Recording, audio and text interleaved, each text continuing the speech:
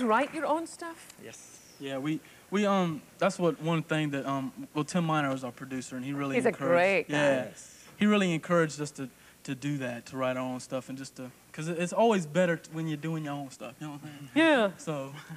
You know, Pat Robertson needs one of these ties, don't you think so? If you agree with me, then please write to the 700 Club.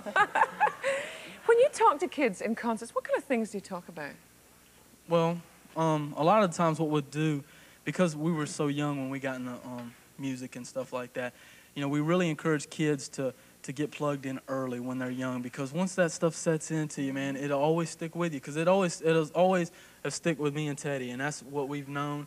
And a lot of times we'll encourage people, you know, we'll say, you know, you got to do your talents. You know, God's He's giving all of y'all talents. You know, I say, I'm not telling y'all to start a rap group or anything like that, but, you know, but just go out there and do your talents and stuff. So where can people hear you? Where are you guys going to be? Well, we've got a concert in Cincinnati, Ohio.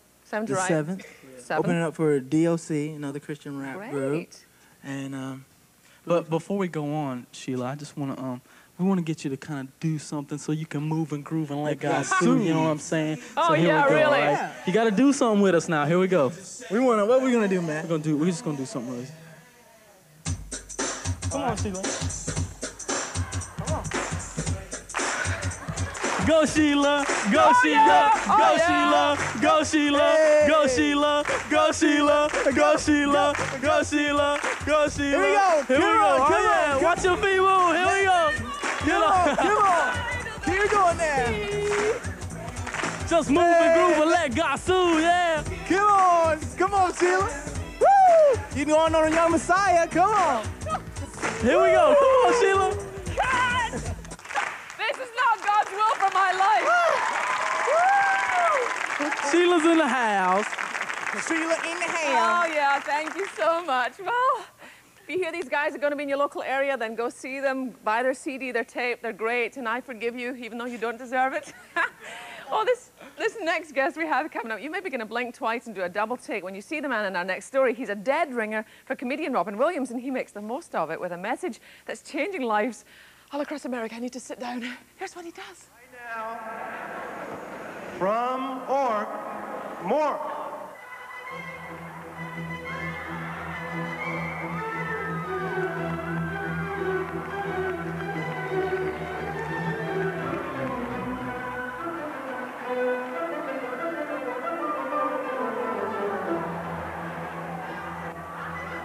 Zany, slapstick, wild.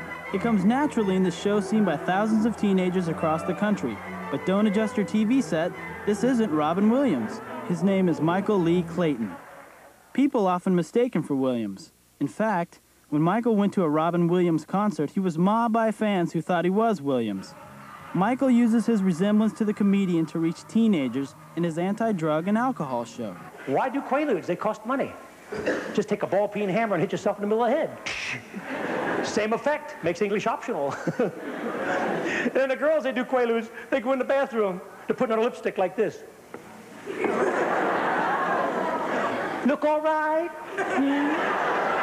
Michael knows how they feel in the awkward period of the teen years.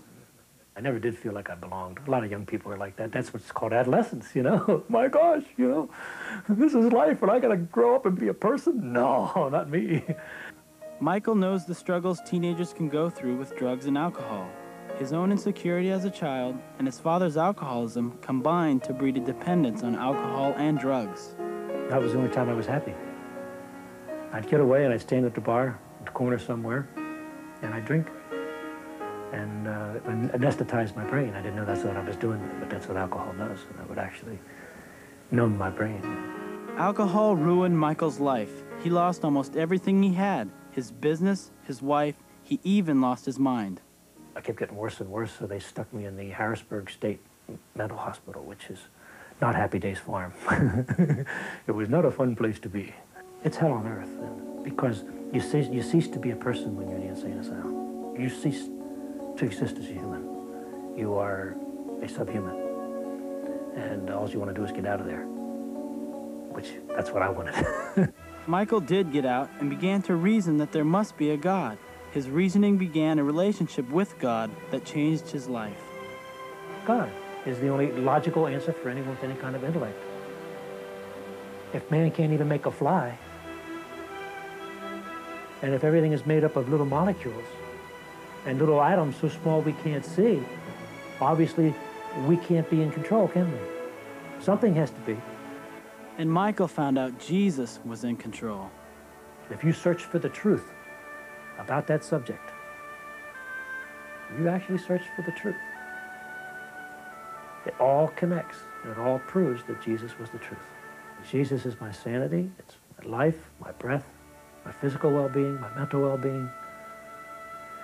Jesus is everything. So, with an understanding of the roots of the teenage drug problem and the answer to it, Michael takes the show directly to the kids. The purpose of a drug is to cause a chemical imbalance in your brain. And these drugs that are addictive make you want more. They become your God. They become what you have to have, first a little at a time and then take over. It's mental, it's physical, and worst of all, it's spiritual. It takes away your soul. There's nothing left. See, the real war on drugs is a spiritual war. That's the real war. And no one talks about it. But I know that's the real war. Absolutely. Michael says more and more kids are catching on to the problems drugs cause.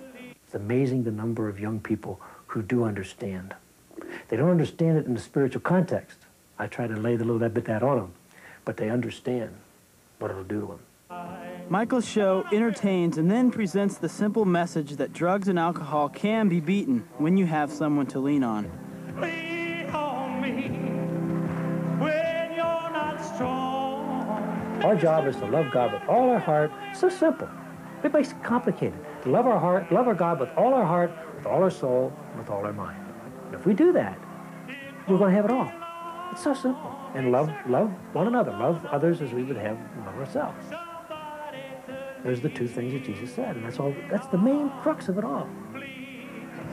Swallow your pride. First of all, Tiffany, thank you so much for being my guest host today. Oh, well, thank you. I've had such a fun time. I'm It's been glad. great. And okay, audience, this is your final opportunity to tell your parents what you want for Christmas. So on the count of 3, you've all got to tell your parents what you want for Christmas. 1, 2, 3. I want another dog! Okay, well, for Tiffany, I'm Sheila Walsh saying goodbye. God bless you. Thanks for being with us. Say goodbye, folks. Wave to your family.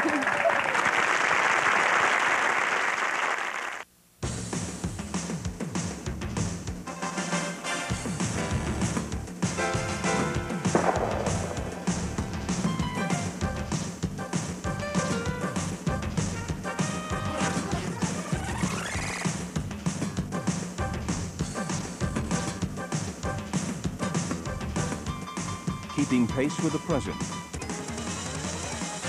poised for the future, the 700 Club.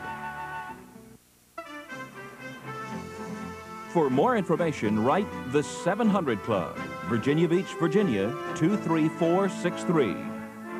In Canada, the 700 Club, Box 700, Scarborough, Ontario.